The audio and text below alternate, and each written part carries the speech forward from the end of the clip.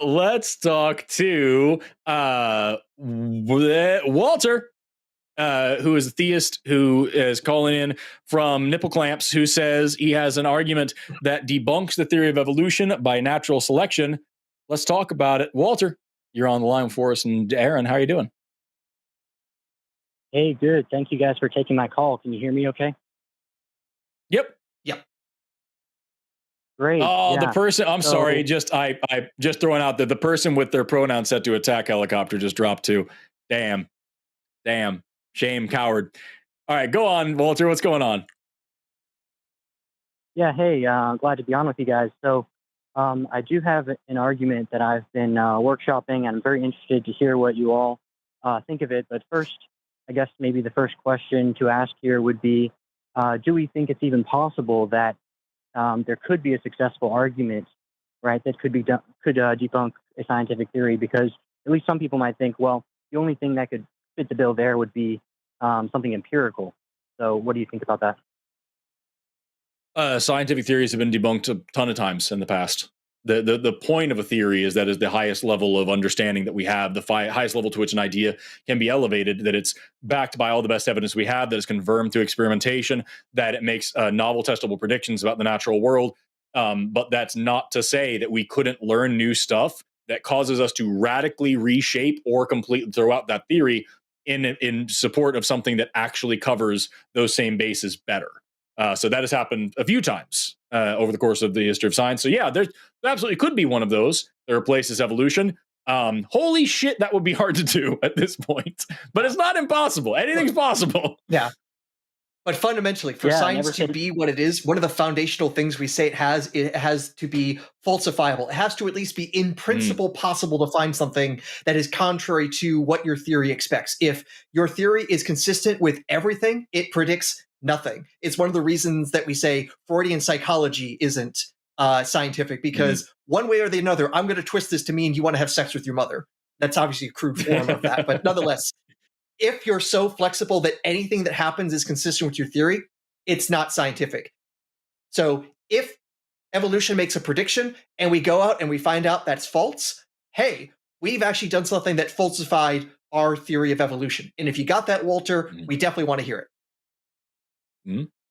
Great. Yeah. So I guess what I'm asking here is, there's, of course, many scientific theories have been debunked, or some have been upcycled into stronger or deeper theories. But to my understanding, basically every time that's happened, it's been on the basis of empirical adequacy. We found a theory that does a better job, right, of fitting the empirical data. But so what I'm asking here is, do we think it's possible that a theory could be debunked not on the basis of empirical adequacy, right, but instead on the basis of, for example, an argument, a philosophical argument that would show it to be self-defeating?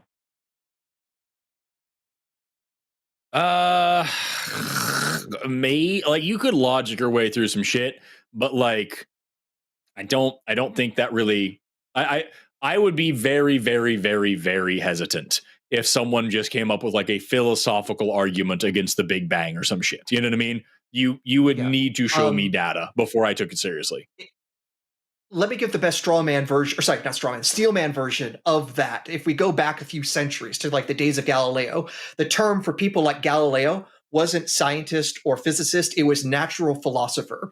And a fair number of his arguments about motion are fundamentally philosophical. So his arguments about absolute reference frames and going against that and that sort of thing. So at least part of that argumentation was philosophical. So in theory, we could advance science in those sorts of ways, but it's been a long time since that has been the most productive way to show a theory is true, or at least more true versus less true. That has been a very slow and unproductive way compared to, hey, let's go do a test.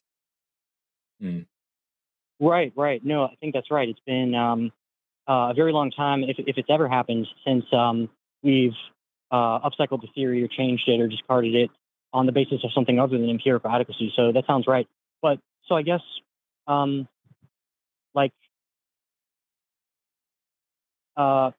example here is that there's only one example I'm aware of where some modern scientific models or theories have been argued to be self-defeating. And this was done by the physicist Sean Carroll in his paper "Why Boltzmann Brains Are Bad." Are either of you familiar with Sean Carroll? Yeah. Yes.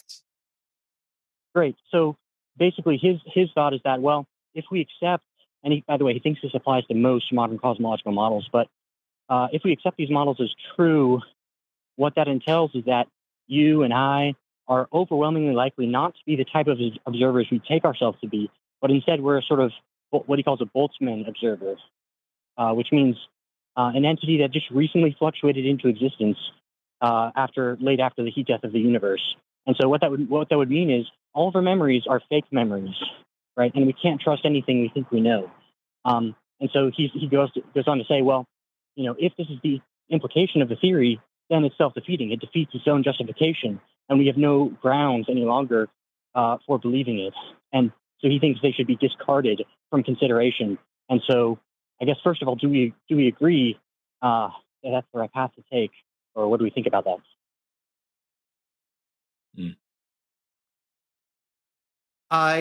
Okay, so by the way, there's a bit of confusion here, perhaps for you, Forrest, because when he says Sean Carroll, he's talking about the physicist, but I know there's also a biologist named Sean Carroll. Yeah, I was trying to follow along because I was like, that doesn't sound like something he would say. Like, what is it? But yeah, got it. Yeah.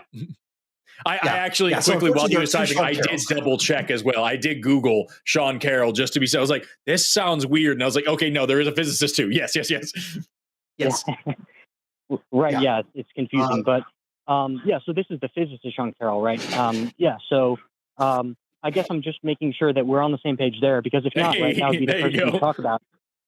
Yeah, before we get into such an argument, right, that sort of, from my perspective at least, mirrors what's going on in Carroll's argument. So does that sound good to both of you? We should discard. That's the way of, okay, for both of you? Well, I won't say, here's what I would note, though, is that Sean Carroll uses that to motivate us to find a different theory, because if it leads to you undermining your own ability to theorize, then that inconsistency should at least cause tension for you to go back and say, where did the mistake happen? So it's not the argument to say, therefore, the physics theory is false, is to say, hey, where are our deductions going, leading us to this? And are there reasons to believe that that deduction is false? And can we go back and find a reason to falsify that deduction? So it's not sufficient in itself to throw away the theory. It's sufficient to go back and say, all right, then we need to try harder to figure out where the mistake is in our theory. But ultimately, it still comes down to, we need some experimental evidence to drive us away from where our evidence might otherwise point. Good. Yeah. Well, so this is, I think it's important there's a very important distinction to be aware of here, which is, first of all, you're correct that even if a theory ends up being self-defeating, Carroll admits that doesn't mean it's not true, right? It doesn't debunk it in the sense of showing it to be false or likely false, right? All it means is that we can't justifiably believe it to be true. And so from his perspective, if our goal in science is to acquire scientific knowledge, right, for the questions we care about, the only viable candidates are ones that don't undermine their own justification, because knowledge requires justification. And so although it doesn't disprove the theory, right, doesn't show it to, almost certainly be false, what it does do is make it impossible to think we know it or could justifiably believe it to be true, which he thinks is just a total showstopper for science. It would give us a defeater, not just for that theory, but every other scientific theory, because we would no longer be able to trust our empirical evidence. So what do we think about that? Like I say, it gives us reason to say, yes, there are tensions in our thoughts. Where do we go back and figure out where the tension comes from? And is there some reason to, or some way to avoid that we can point to as a way of showing, here's the fault in our logic, or the fault in our evidence, or the ambiguity in our evidence. And if memory serves, the whole reason this Boltzmann brain came up is that certain versions of cosmic expansion could allow for that.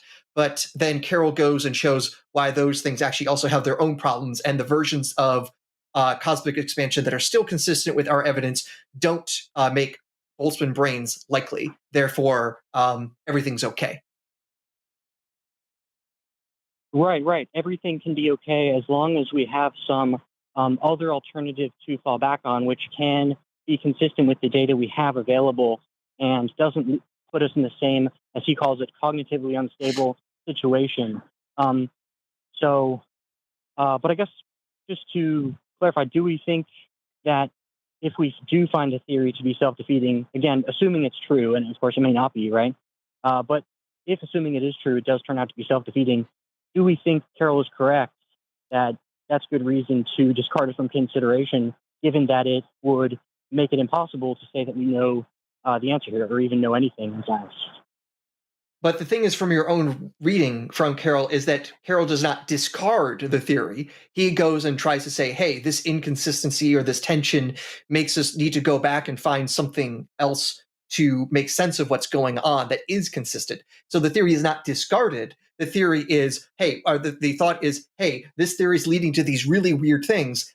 Let's see if we can find some way to avoid those weird things. So it's not discarded. It's let's look for something better. Now, I think we have at least enough consensus of what we would like to do. And if you're saying there is some tension in evolutionary theory that should make us look for other alternatives, I think we might be able to make some progress there. So what do you point to say this is an inconsistency in evolutionary theory or a tension in evolutionary theory that makes us say, okay, we better look for other options or changes to the theory to make it work? 11 minutes Sure, in, Aaron absolutely. just said the word evolution for the first time in this call. Mark the time. Yeah, so I call this the evolutionary argument against evolution as a nod to Evelyn Plantinga's evolutionary argument against naturalism. So I do have it as a deductive argument, a syllogism. So essentially the way it goes is, first of all, we would say, well, assuming the theory is true, that would mean that, therefore, the probability that the function of our perception is to be veridical, that is, the function of our perception is to grasp truths about our objective physical environment, that probability is low, given we're just going to assume for the moment the theory is true. Okay, so that's premise one. And I know that's going to be controversial because, of course, everyone has assumed for decades, right, that truer perceptions are fitter perceptions. So there is an argument for that, because otherwise who would ever think that, right? But just to get through the argument, premise two would be if you accept. I'm taking a note here. So your first premise is that the function of our perception is not to make accurate, to gain accurate understanding of the natural world. That's correct. If we assume the theory to be true, that's right. Okay. Yeah, and so the next, there's only there's only 2 or 3 more premises here, so I'll try to just get through it, and then we can see what we think, where we want to double click. So premise 2 would be anyone who accepts premise 1 and accepts the theory has a defeater. So this is a philosophical term. It just means you have a defeater for your belief, in this case, that your perceptions, you have a defeater for your perceptual beliefs. And premise 3 would be anyone who has a defeater for their perceptual beliefs has a defeater for any empirical belief about the world, about the external world, including theory of evolution. But if the first 3 premises are true, the theory is self-defeating, says premise 4, and the conclusion is therefore it's self-defeating theory, just like the models Carroll critiques. Well, I have a million problems with this. Great. So first of all, sorry, I'm just taking notes. Blah, blah, blah, blah, blah, blah. Okay, so I'm going to start with your first premise, because in order for something to work in this way, this has to be valid and sound. So the valid side is saying that, like, is this the only possible explanation, the only possible conclusion that we can come to given these premises? And the sound thing is this whole shit actually true, right? Those two things are like what makes a logical argument, a syllogism, work. They have to be valid and sound. I think that what you've said here is neither valid nor sound. So let's start with valid. The function of our perception is not to get accurate understanding of the world. That is, at best, partially true. Aaron actually talked about this earlier on. Sorry to interrupt, but I thought you said we're starting with validity, so we're going to leave the question of whether the premises are true for later. Isn't that right? I apologize. No, I apologize. I did Yeah. So I'm going to start with soundness. Is the premise itself true? And then we'll go back to validity. Is this actually the contingent argument? So, pardon me, you're right. I misspoke. Thank you for catching that. Well, that's okay. That's all right. But sorry to interrupt again. But I think Yeah. it would, in general, I think it would behoove us to start with the question of validity, because if it's not even a valid Okay. form of the argument, then we don't have to waste time, right, getting into the premises. So that seems to me to be more efficient. Sure. Okay, that's fine. I'm happy to do it. So, just from a valid standpoint, if we like, is the argument that evolution isn't real because I'm paraphrasing here. So tell me if I'm paraphrasing poorly. The argument seems to be that evolution isn't real, or at least shouldn't be considered seriously, because if we understand evolution, have to accept that our perception is not geared to make accurate models of reality. Therefore, the model of evolution that we are creating is fundamentally necessarily going to be inaccurate, or at least at severe risk of being inaccurate, so we can't trust it. That's where it sounds like this whole thing is, right? That's the kind of landing pad. Yeah, essentially. And so, from my perspective, Yes. So, the way that we know the argument is valid is because the fourth premise says if the first three premises are true, then the theory is self-defeating. And so the first three premises are asserting themselves to be true. And so there we have a valid deductive argument, seems to me. Right. So here's two reasons why this is not a valid argument. The first is that even if I were to agree with the premises and say that evolution necessarily means that we can't or are unlikely to get accurate information about the world around us, that doesn't mean that evolution isn't real. I think that it's Right. fair to say that our senses are not geared to understand or to get good information about black holes. We're just not geared for that. That doesn't mean that black holes aren't real. And so the whole endeavor of science, a lot of it, I should say, is getting outside of our senses and outside of our perception and translating the natural universe into a language that we can actually understand. That's the whole point of the first logical fallacy that I ever learned about in school was in college was naive realism.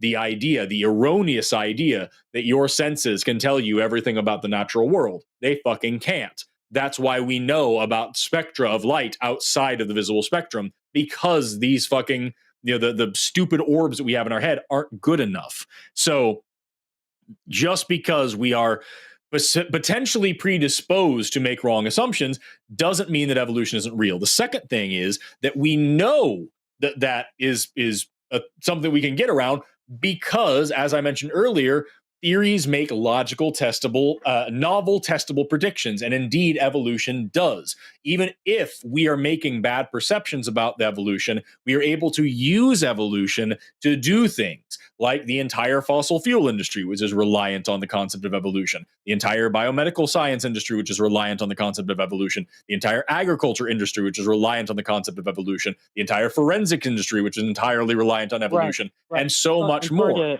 So even if these things were misperceived, we are able to validate them by doing things with them and showing that even if we don't understand it fully or even at all, we know that it works. So that's another reason why this argument is not not valid to begin with. The third reason why this argument is not valid to begin with. Okay. Sure.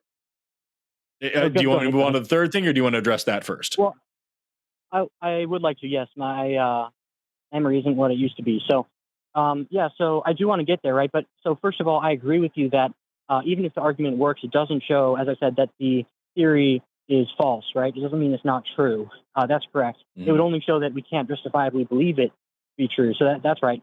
But as for validity, and I do want to get to the objections to, whether the premises are true or not, but it seems to me that if an argument is basically structured the following way, right? So we have, let's just make it two premises to be simple here. So premise one, whatever premise one is, and premise two says, if premise one is true, then the conclusion is true. And then you have the conclusion, right?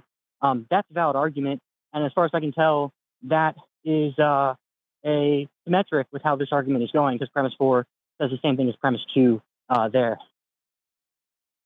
So my first argument against it, you I understand your dismissal, but the second argument falls back onto the first and strengthens it, I think, quite a bit. The fact that we are able to make novel testable predictions and actually achieve goals using our current framework of evolution, that would not be possible if it was not true, unless billions of people were having consistent, uniform, synchronized delusion.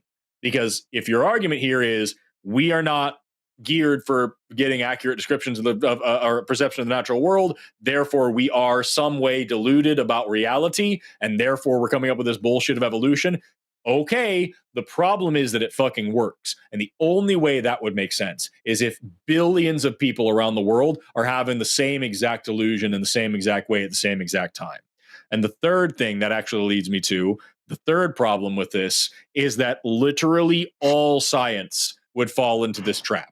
If this is the way that we're framing this, then every part of science, not just evolution, everything about medicine, everything about physics, everything about chemistry, all science 100% of the time is subject to a self-defeating problem because we can't make accurate perception of the world. Therefore, we don't know about cosmic microwave background radiation. We don't know about Hubble's constant. We don't know about regression of galaxy. We don't know the Big Bang models. We can't make good perceptions of reality. Therefore, we don't know that antibiotics actually fight bacteria. We don't know about how vaccines work. We don't know how to treat cancer. We don't know any of these things. Like, it's just fundamentally all of science falls under this because all science is based on empirical data. So if you're going to say that empiricism is a problem because perception is a problem, you have now destroyed not just evolution, but the science that is allowing you to call us on the phone right now. If I may, Steelman, I think Walter's position is, if I may, Walter, it's that it's specific to evolution because he's talking about our evolved sense. If evolution is true and our senses are evolved, they're not evolved for truth finding. And so evolution gives us this particular problem. I think that's why Walter's forcing on this rather than empiricism generally. Is that fair to say, Walter? That's a good point. Exactly correct. That's a good point. That's a good point. But it still falls back to then my second premise, which would be that it does things. So like that's where I would leave it then. Extending the second premise into the third, I think is fair, but I agree with Aaron, and I agree. That is an overstep unless I'm taking it into my worldview, not Walter's. So, Walter, what do you think about that? Yeah, no, that's great. And so there's a lot on the table here, and I definitely want to get to the objection that science works, and so that if you do a objection either the first or the second premise. But just to return to validity for a second, if we just start with the example that we can say if all men are mortal, premise one. Premise two, Socrates is a man. Well, let me use a different example. Let's say all men are mortal. If all men are mortal, then Socrates is mortal.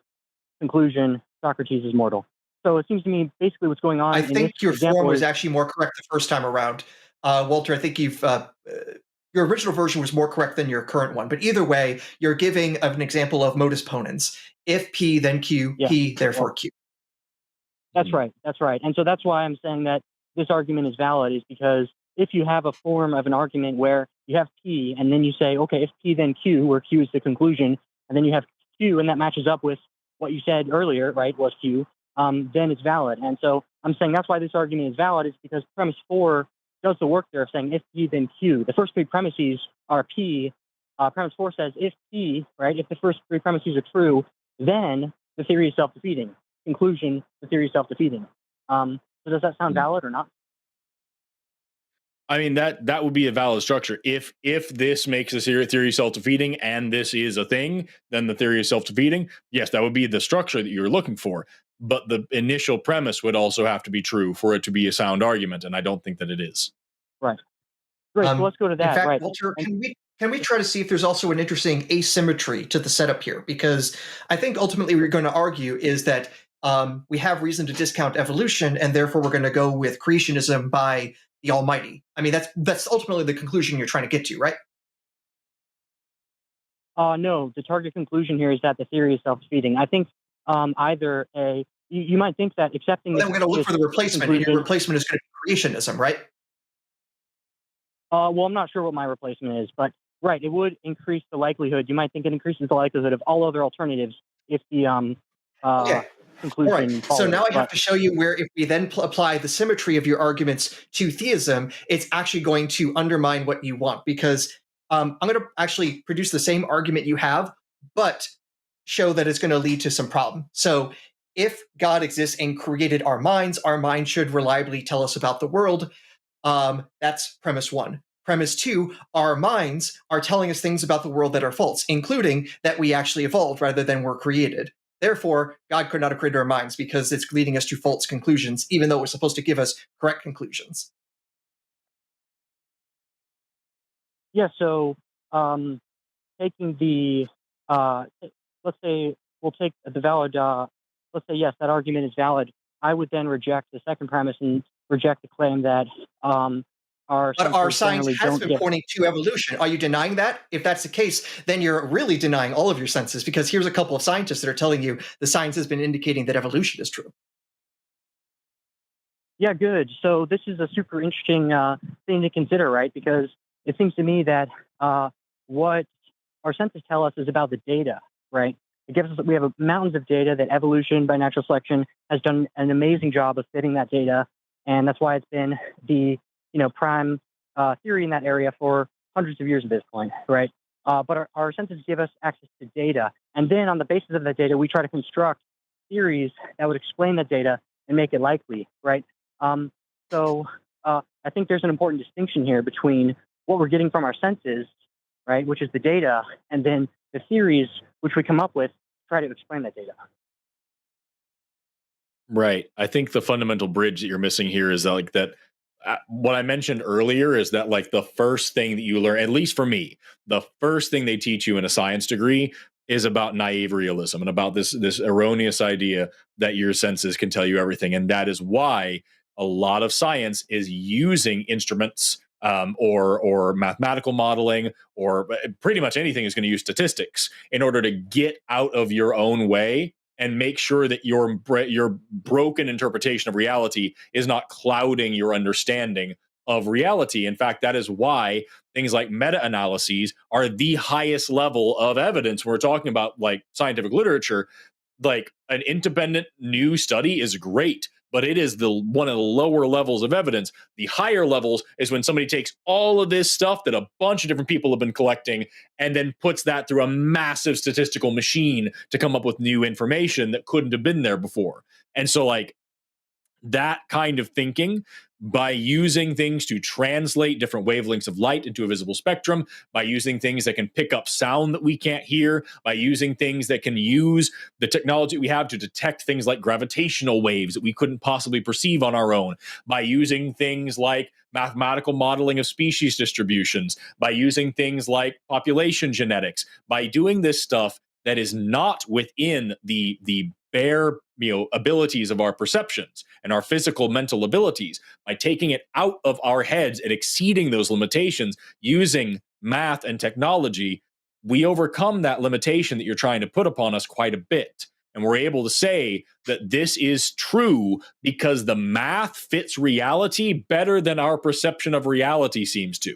And a great example of that is just like any Galton board. If you get like you can look these up online. I used to have a physical one. Matt has one that he likes to show from time to time. It's a peg board, like a Plinko board, and it's got a bunch of ball bearings on it, and you dump it, and they bounce in completely random directions, and every single motherfucking time, it makes a perfect bell curve, where most of them fall towards the middle and a few fall towards the end, and it is a perfect distribution every single fucking time. And it's crazy that all this randomness can create such perfect order because math meets reality better than reality seems to. So, like, just it's Good. just science works better than what I think you're trying to give it credit for. And I think even to also Good. Yeah. directly going at what you were saying, Walter, here's the thing though. When it comes to our data that we collect, if we're collecting by our senses, one of the things we also know is that our senses are not reliable. There are straight up hallucinations. I sometimes think I hear someone calling my name when it's not. And then, of course, there are even much more vivid hallucinations. There have been plenty of times where people thought they could see things that actually weren't there, whether it was Percival Lowell, who thought he could see canals on Mars, or French scientists who thought they were detecting N-rays, but only French scientists. Apparently, English scientists couldn't detect the same things. There are plenty of examples where people think they see a thing and are wrong. And that means our senses aren't completely reliable. And this brings us back to my argument that if we are saying that on theism, we should expect our senses to be reliable, and we got plenty of examples where they're not, that is a problem. Conversely, this is actually then expected on evolution because we expect our senses not to be perfect, but good enough to be able to reproduce. So in fact, the fact that our senses are not completely reliable is more expected on evolution than on creationism. Good. Yeah. So first, I probably I might agree with Forrest when his arguments against naive realism. I don't know that I want to commit to that myself, but yeah, I hear what you guys are saying. But maybe I'll ask. It sounds like you're saying, well, we already know this isn't news, right? We already know that the function of our perception is not to reliably grasp truths about our objective physical environment. Is that correct? I mean, yeah, long and short of it is that, like, yes, we understand that's a thing. That's why we have been working so hard to correct for those things. False positive. That's what I was talking about at the beginning when I said that your first premise is only half true at best. When you're talking about how, like, from an evolutionary perspective, our senses are not equipped or not reliable at giving us an accurate measure of reality. Aaron talked about this a little earlier. He touched on the fact that, like, false positives can actually be adaptive. If I hear a rustling in the bushes and I don't think that it's a lion, I assume it's the wind, then I could be eaten. If I assume that it's a lion and I run away and it's the wind, I haven't lost anything but maybe some cardio exercise. And at the end of the day, that false positive actually confers an adaptive advantage. So there actually is some benefit to things like that. Also, we understand things like not porosity, pardon me, apophenia and pareidolia. That we see patterns where there aren't really patterns. We see faces where there aren't really faces. We see meaning where there isn't really meaning. And a lot of that comes from us as social animals being really good at reading faces for adaptive reasons, and now kind of taking that a little bit too far and putting that into seeing shapes in clouds and whatnot, and maybe deriving some meaning from that, saying that this bird cawing at this particular moment actually had some signal from the gods rather than just a random meaningless event. These are all things that we can account for from a scientific perspective. And you framing them as something that we have to accept as inevitabilities that are hindrances to us from a science, that I don't think that's appropriate. It's at best half true because these things are things that happen, they're adaptive, and science overcomes them when they are faulty or when they are problematic. We are able to study them and understand them in such a way that we're able to correct for them. Right. Yeah. So if I could, maybe I'll say a bit about my position. So I agree, right, that we can overcome all of these cases of hallucinations and illusions we can intentionally subject ourselves to, and all of the cases we know about that you all have done a great job listing, that where we know we're not seeing the world or whatever as it really is, right? We're being misled in some way. But from my perspective, those are the exceptions. From my perspective, I would affirm the idea that by and large, the function of our perception is to grasp truths about our objective environments. And of course, there are exceptions, right? But those would be. But the exceptions are exactly the thing that you were saying is somehow a defeater for evolution. And I'm pointing out it's actually a defeater that our senses are created perfectly. Because if they're failing and they're failing in predictable ways, well, that means that it seems like they have some sort of origins that isn't like perfect design or created to that end. It looks more like, hey, something came along that does just good enough of a job so that organism can go on, find food, and find a mate. Yeah, so that's a So let me actually clarify that, because I'm not saying that, right? The second premise of the evolutionary argument against evolution isn't that, well, look, there's all these examples, and therefore, right, therefore we get this defeater from those. No, it's the idea would be if by and large the function of our perception isn't to be veridical, then we get a defeater. But what I'm wanting to say from my point of view, right, from my worldview, is that by and large the function is to be veridical, although of course there are exceptions, right? But because the function is to be veridical, we don't get the defeater. So that would be the difference, I think.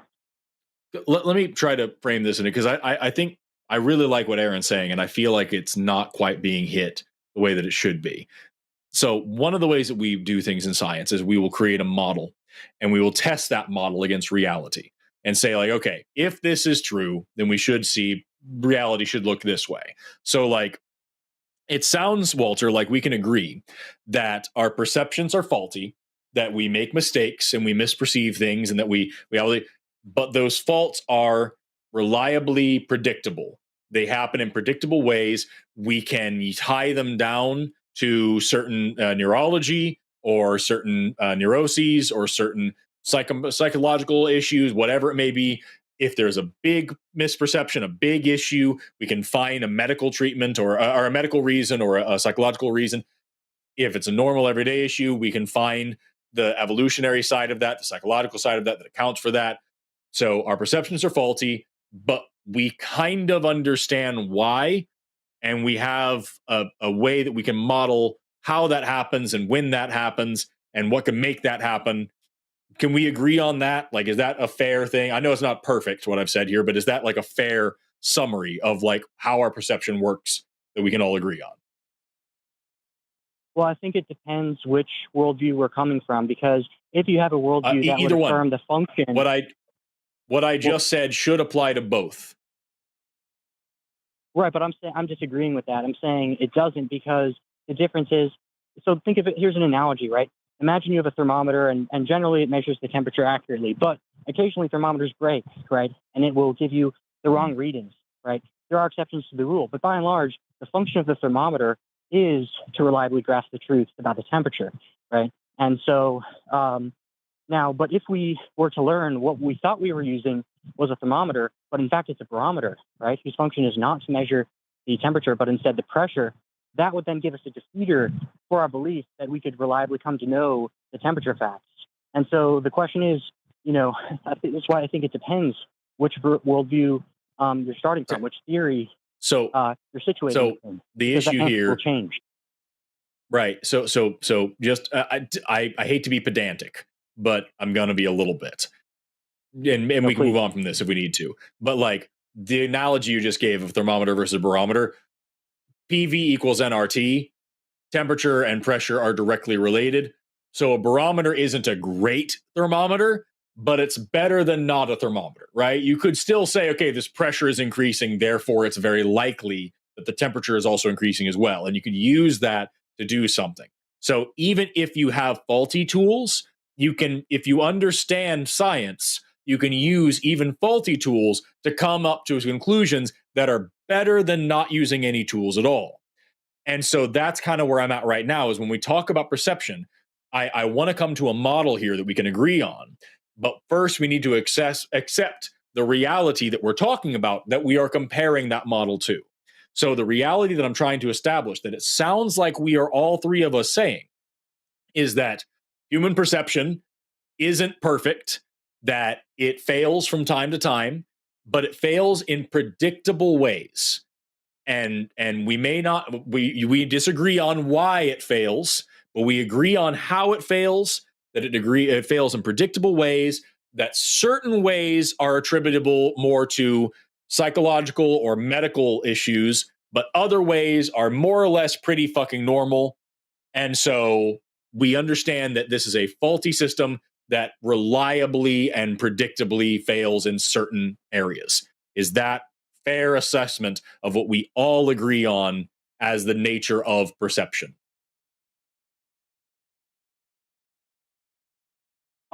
Well, so I agree with much of that, right? So to take I think it was very insightful what you said there. One of the first things you said about the thermometer case, because I think you're right that given that we have an understanding that there's a lawful relationship between the temperature and the pressure, there are beliefs about the temperature, like you said, that if the pressure is increasing, maybe that means the temperature is increasing. That wouldn't be defeated, even by learning that in fact we have a barometer and not a thermometer.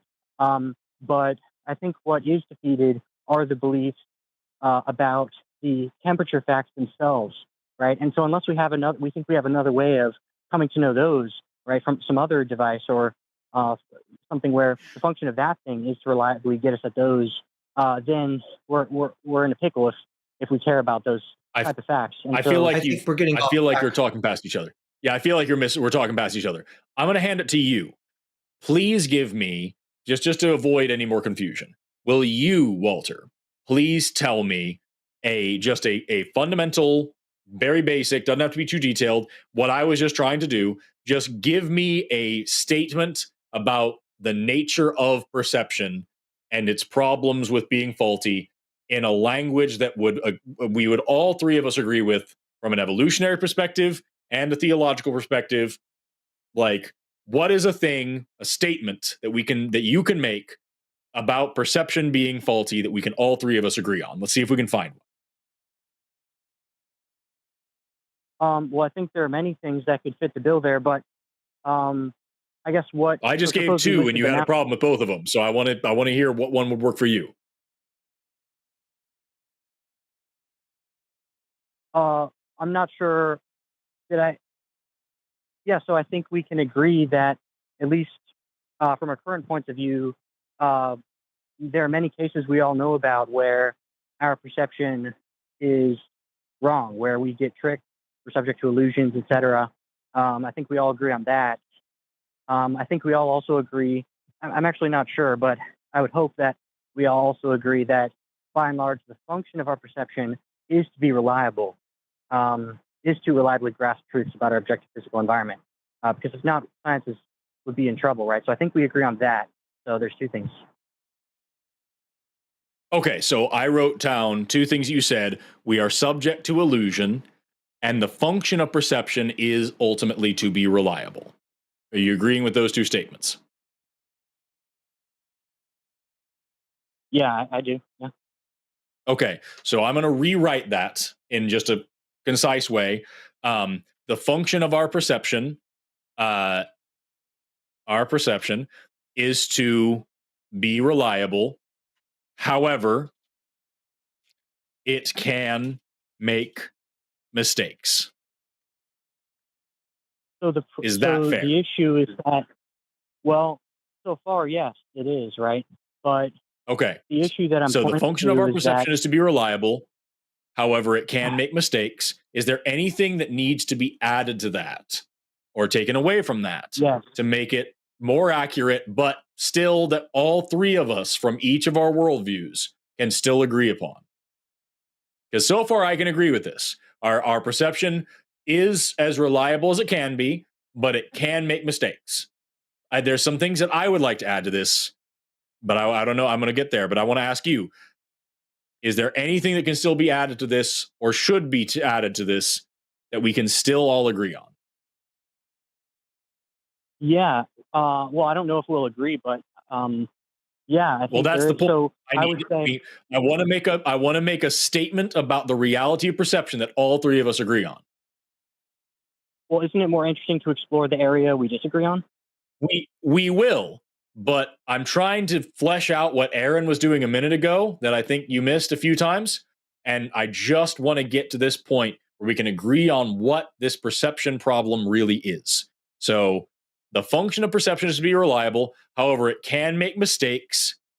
I'm going to add a sentence, and you tell me if it's cool. I'm going to say the nature, or I could say the mistakes are made in, I could, what do you want to say? Patterned ways. It can make, I'll actually, even to make it more concise, it can make patterned mistakes. That doesn't sound very good. However, it can make Well, maybe mistakes let me help out. which Maybe could we can say that be in patterned or not. That's what I'll say. right? We could say Is that, yeah. We could do you say still agree with this? The function of our perception is yeah. to be reliable. However, it can make mistakes which can be patterned or not. Yeah, I think in those cases where our perception is not veridical, there is generally maybe always going to be an explanation, a reason for why that happens. So if that's what you Okay. mean by pattern, then yeah, yeah. Yep. Okay. So is it, again, I'm going to ask you, is there anything that needs to be added to this or taken away from this in order to make the most accurate possible statement about the problem of perception being unreliable that all three of us can agree on?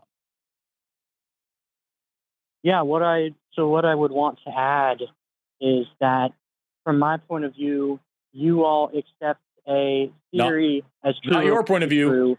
Not your point of view. All three of us have to agree on the statement as reality. So you want me to restrict myself to saying things that I think all of us will already agree on? Yes.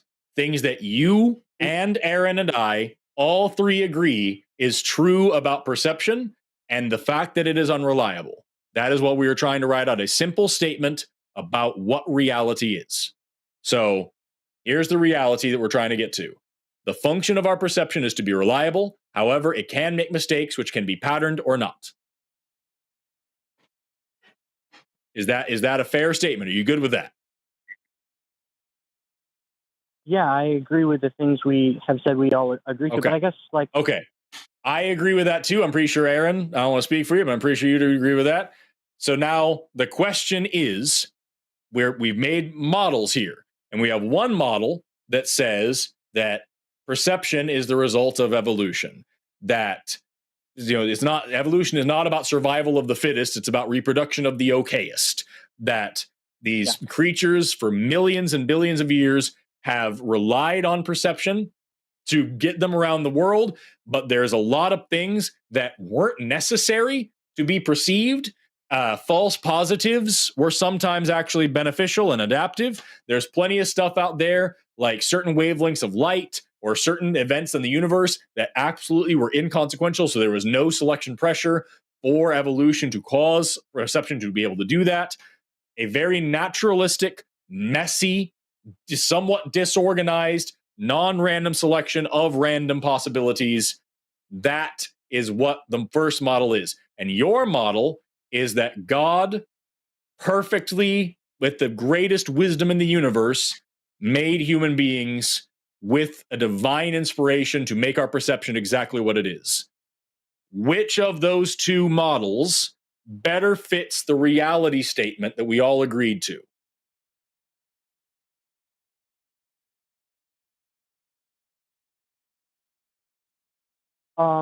Well, I would say that both do a perfectly fine job of explaining the available data. I strongly disagree, because that's what Aaron was saying a while ago, and that's what I feel like you missed, is that evolutionary model applied to this makes perfect fucking sense.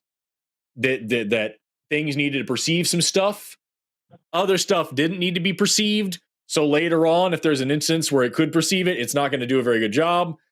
Things that get perceived incorrectly but still confer an adaptive advantage is still a heritable trait. Therefore, making mistakes sometimes can actually be beneficial, and therefore mistakes are a natural part of all of that. 110% fits this.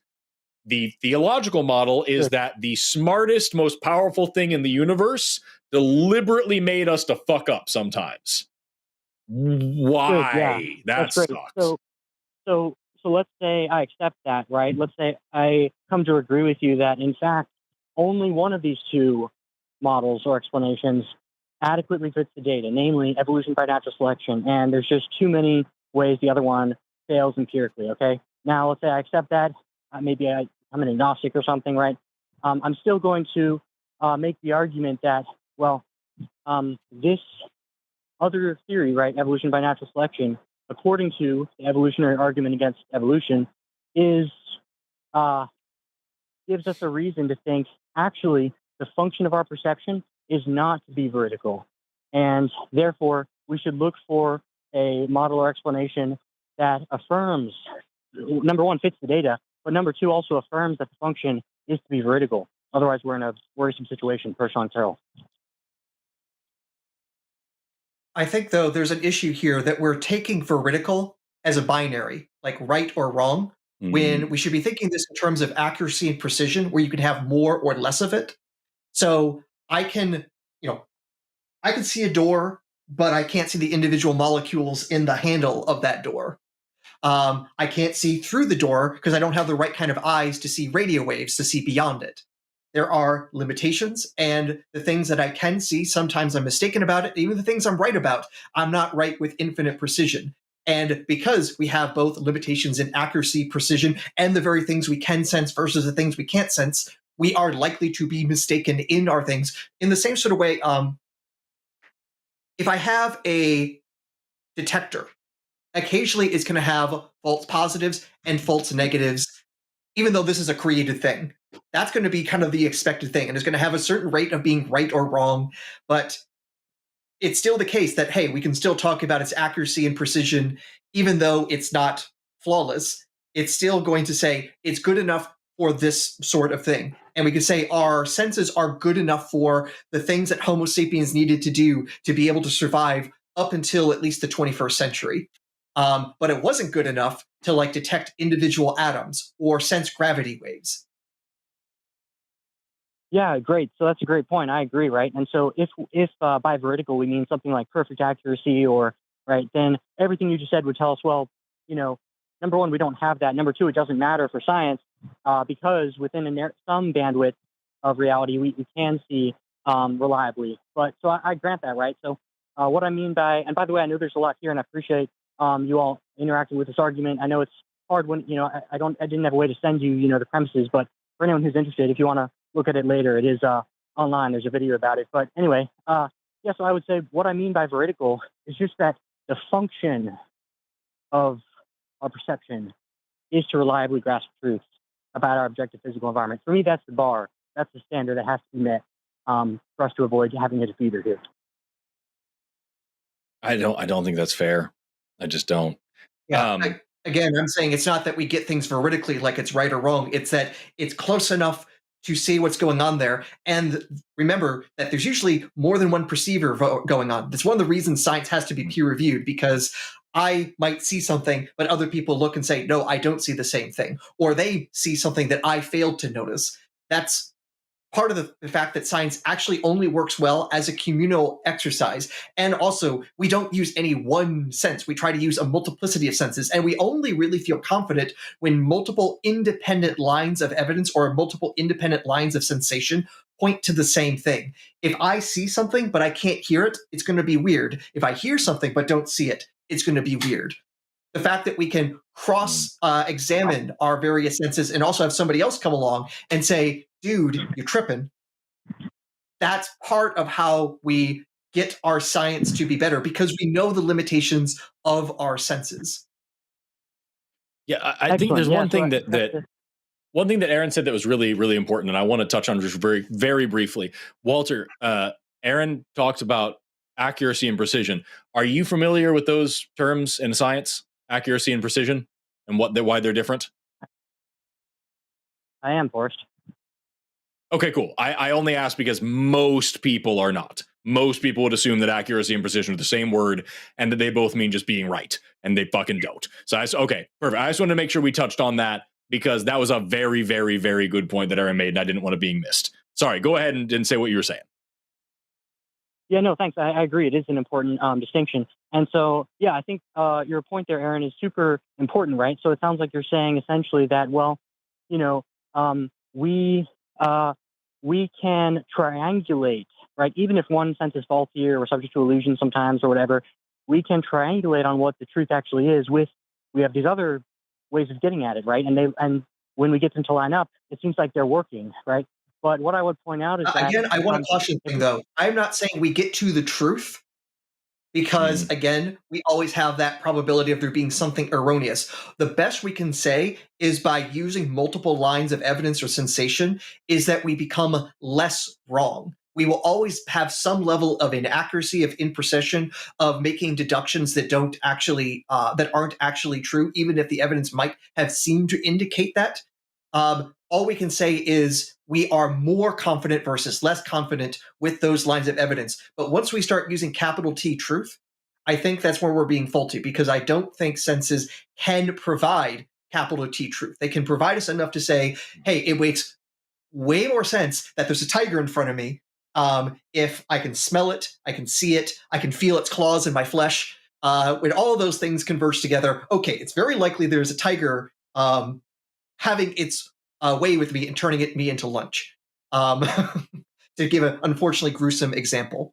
No, it's great. Yeah. So, but what I would invite us to consider is that if we go to the temperature or a thermometer analogy, consider there's 100 people, each with a device, but they all learn or believe they've learned that they're in fact barometers. One of them might say, well, no problem, right? All of our devices line up and have the same reading, and so they all say 30, and so it's 30 Celsius or whatever, right? I think we would understand that, well, even if they're all lining up in the same sort of way, the problem is that if we don't think any of them, in fact, have the function, right? They have some orthogonal function, not the function to reliably grasp the temperature facts. That would not be a good reason to think, well, therefore we have the truth about the temperature, right? So does that sound right, first of all?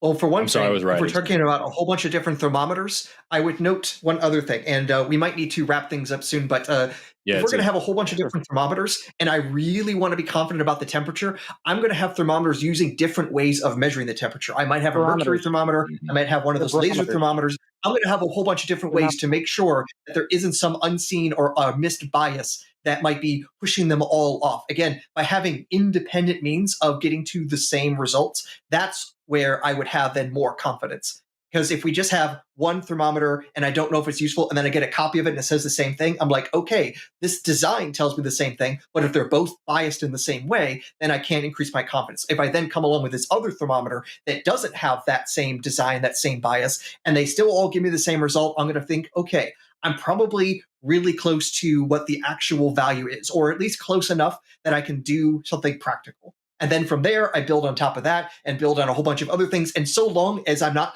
building things on top of things, but I have independent lines checking each thing along the way, and then I have this giant web explaining the entire history of the universe and it all coheres together, I'm going to think, damn, I did some good science today. Good, yeah. So, and I understand it's getting to be that time, and so you all have been very generous with your time. Just to say one thing there about your point. Yeah. So if we could, if we're still believing that at least some of them are indeed thermometers, then I agree, right? If many of them line up, then we can probably trust that. But what I was saying is, well, consider we all come to believe that they're all in fact barometers. Then it seems like, well, if we want to have a chance at understanding the temperature facts, we would need some other, right, something else to appeal to get us there. And so all these things we're saying about, well, we have these other senses and we have other people. I would invite us to consider that all of that is still filtered through ultimately, right, our perception. And so the challenge here, I think, is to if we think the function is not to be vertical, then what other than our perception could we appeal to that we think might help us triangulate on the truth? Because if all we have are essentially barometers, then that's not going to do it, right? But I understand Because we have more than barometers. We have way more than just barometers.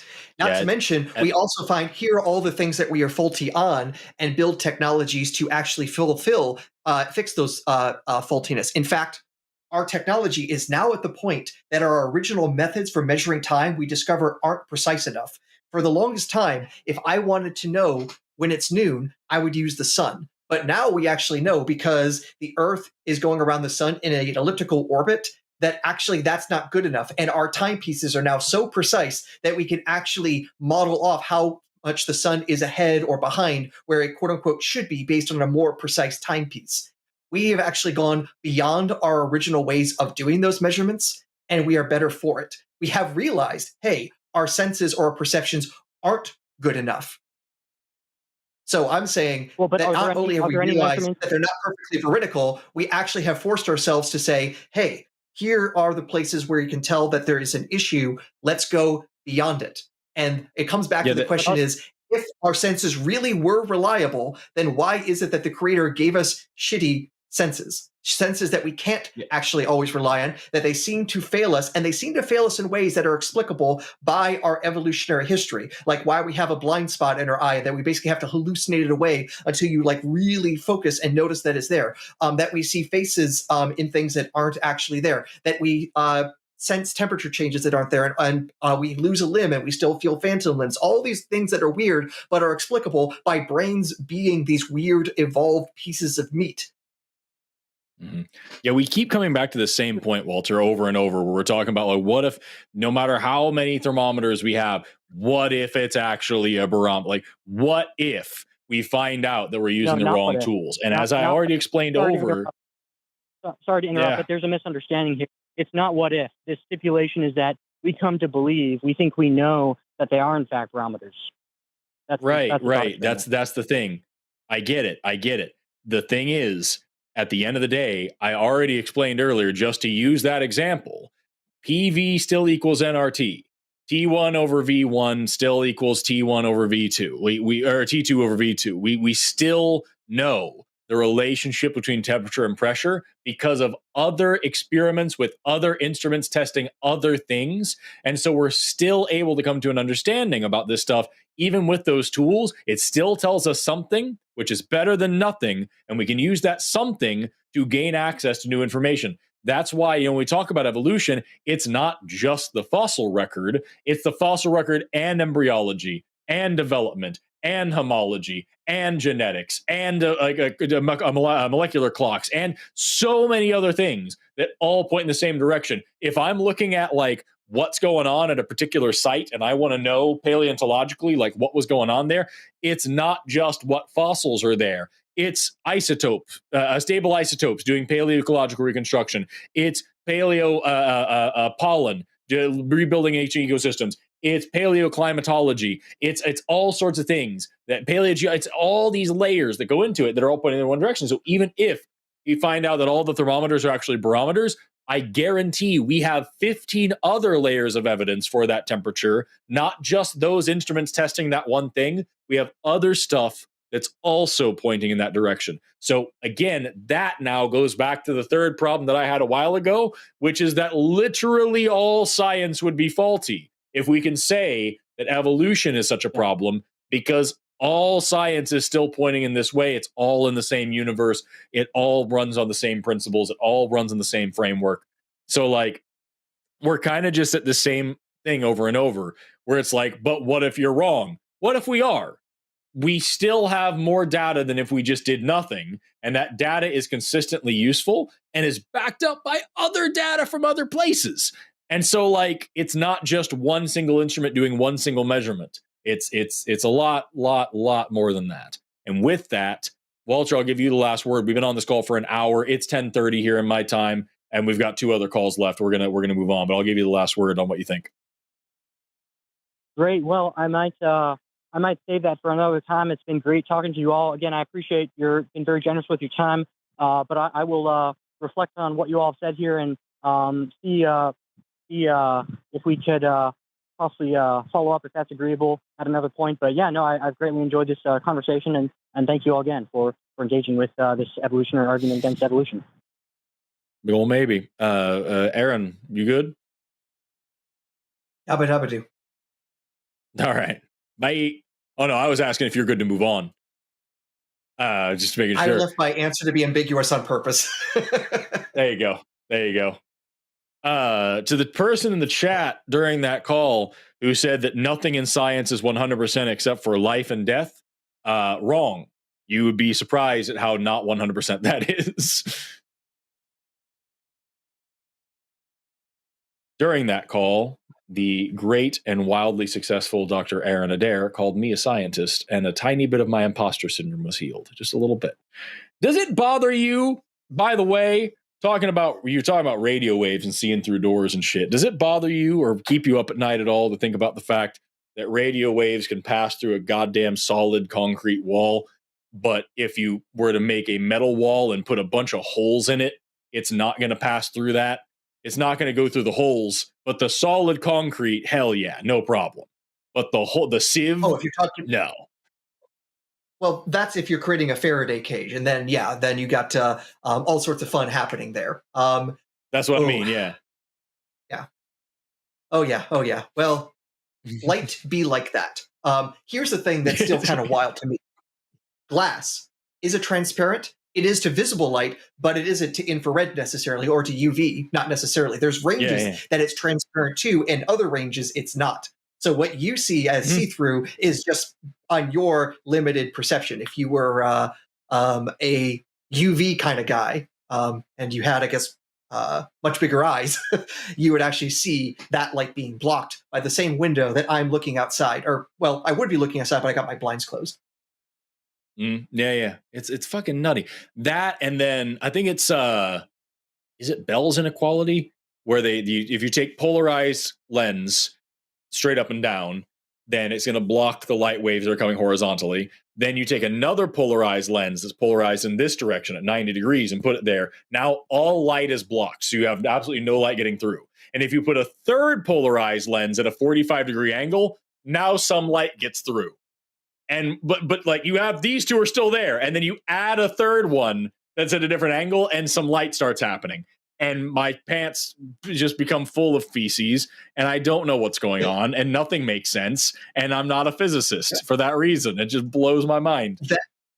The three polarized filters on top of each other that you would think naively should block all light, allowing some light through, is probably the best macroscopic example of quantum mechanics. And it should release all the feces.